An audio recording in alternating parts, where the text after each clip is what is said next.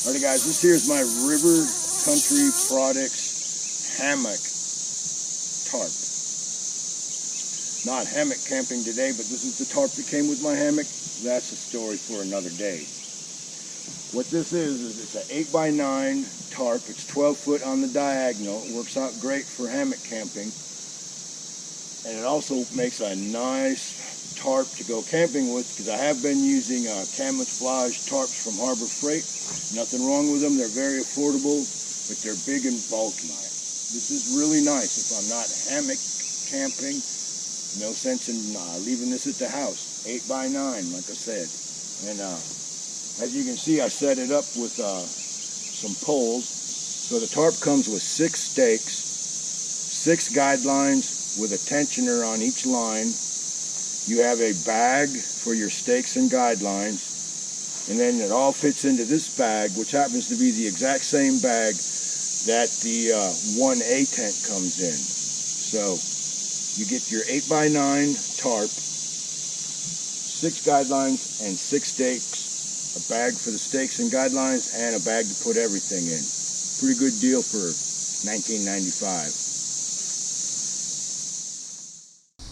And what I did first was I drove a stake in the ground, and then I just had a simple overhand loop knot. And then I took 2 poles that were about 8 foot long, and they were dead, guys. Don't forget, use dead wood. And then I did a clove hitch, and then I did a figure 8 wrap around there a couple of times, and then I run it to the other pole so I'd have a ridge line. The actual tarp, I tied it off to the bipods. Here, I simply run my stakes down to the ground, and it worked out quite well. So whether you're hammock camping with this or using it as a lean-to type shelter, it's a great tarp. It was included in the deal when I bought my hammock, and we'll be going over that in the future. That's a whole nother story right there. But it is a very nice tarp, and of course I waterproofed it like I do everything else, but once again, River Country Products has come through for me. Looking for a good tarp, you might want to look at this one. It's not really expensive, and it's quite sturdy for what it is. It's like $19.95, I think, if you don't buy the hammock with it. And the hammock is, I think it's $38 or something like that, and it includes the hammock, the straps, and this tarp here. More on that later. So with that being said, I'm gonna bust this down, and it's about time to get out of here.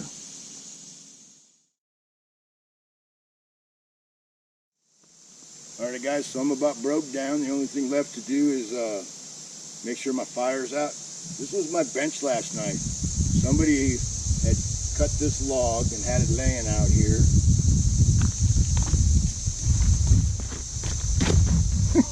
Damn it. So what I did is I took that there knot and this here knot, and then I put that log on top of it for a bench, and it was just about perfect for me. So improvise, overcome, and adapt, right guys? So next time you see a couple half-rotted knots that someone couldn't split, and they're just sitting there, and you got a bench, and you don't want to sit 12 inches off the ground,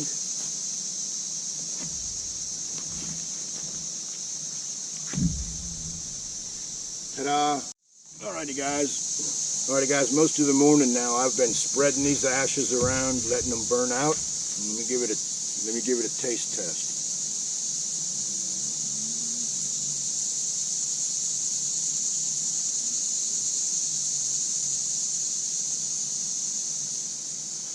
I feel no heat. That's awesome. And what I did here, like I said, I've been doing this fire pit thing for a while now.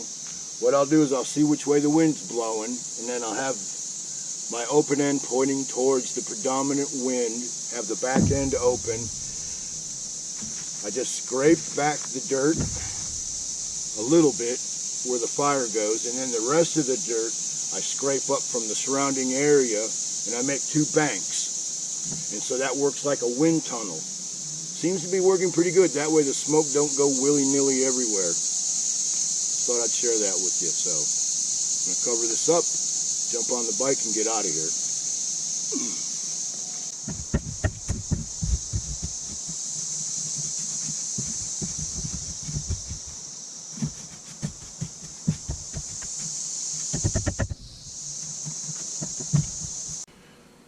Alrighty guys, that's it. Another episode's up and done. Hope you enjoyed it. Hope you got something out of it. Hope to see you next time. So what do you say we ride on out of here? Follow me. I know a shortcut.